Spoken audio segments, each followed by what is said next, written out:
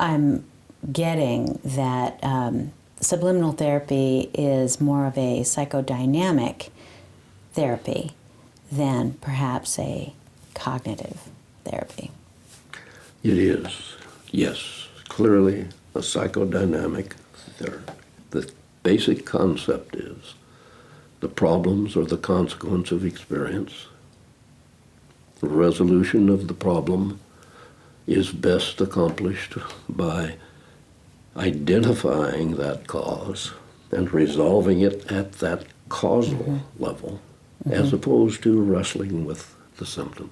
In other words, instead of finding ways, maybe behaviors or medication, or instead of finding ways to treat the symptom, it's far better to identify the cause, get it resolved, and the symptoms cease to exist.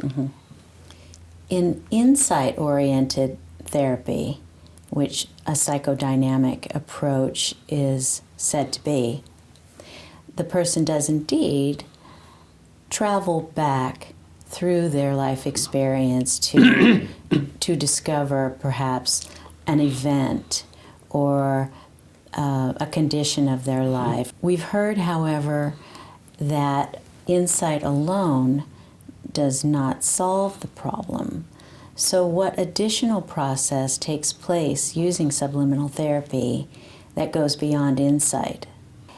If subliminal therapy is a psychodynamic technique, is it also an insight-oriented therapy? Insight is necessary.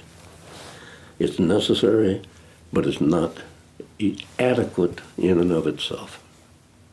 We have to be able to do something with that insight.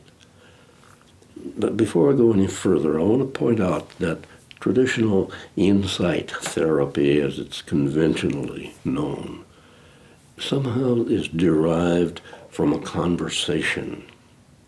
The insight comes from someplace in the patient's mind. The clinician doesn't suggest what the insight should be. It's kind of a spontaneous, unexpected awareness on the part of the patient. That kind of awareness is different. It comes from somewhere. It comes from that higher level of intelligence that the patient has. Do all patients have it? Absolutely, yes. Well, maybe I need to qualify that. A psychotic person, I don't think, has insight. One of the distinguishing features of psychosis. Another distinguishing feature of psychosis is, of course, the loss of contact with what you and I know as reality. In using subliminal therapy, we can start with this conversational thing, an insight comes up, and then slip into utilizing that higher level of intelligence that the patient has to resolve what the insight is all about.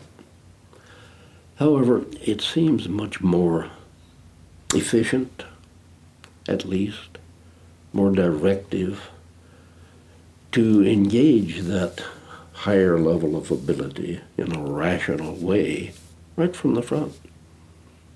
The patient has this capacity not just to wait for spontaneous insight.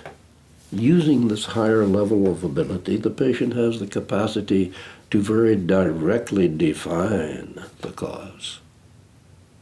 There's another risk to conversational insight. We all have wonderful imaginations. And sometimes the imagination is perceived as reality when it actually isn't reality. This is an example of that would be the false memory syndrome. That was such an issue in the past. It was a product. The memory was a product of the imagination of the person, perceived as absolute reality. in conversational insight, that possibility creeps in. And we never really know until we get into it whether that insight was in fact accurate and real, or whether it was imagined. When using subliminal therapy, that seems not to happen. The patient's higher level of mental ability doesn't fabricate.